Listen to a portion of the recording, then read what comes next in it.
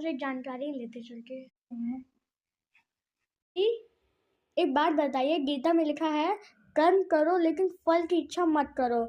एक बात बताइए, फल की इच्छा ही नहीं करेंगे तो कर्म करने से क्या फायदा? जैसा कि गीता में भगवान कृष्ण ने कहा है, कर्म करो लेकिन फल की इच्छा मत करो। अब दो शब्द हैं इसमें अलग अलग, कर्म है और फल है। कर्म आपको वर्तमान से जोड़ता है, जबकि फल अर्थात परिणाम, जिसे इंग्लिश में रिजल्ट कहते हैं, वो आपको भविष्य की ओर लेकर के जाता है। यदि आप फल की इच्छा ज्यादा करेंगे तो आप वर्तमान से कट जाएंगे, क्योंकि वर्तमान का कर्म का ही परिणाम है फल।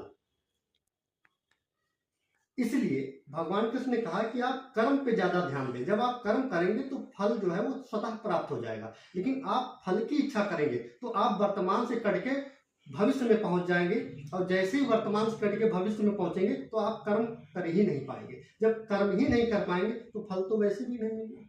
इसलिए आप वर्तमान यानी कि कर्म करो फल की इच्छा ना करो का तात्पर्य हुआ कि आप वर्तमान में रह के जो आपके हाथ में है, जिसे हम कर्म कहते हैं, वो कर्म करते जाइए, फल तो स्वतः प्राप्त हो जाएगा।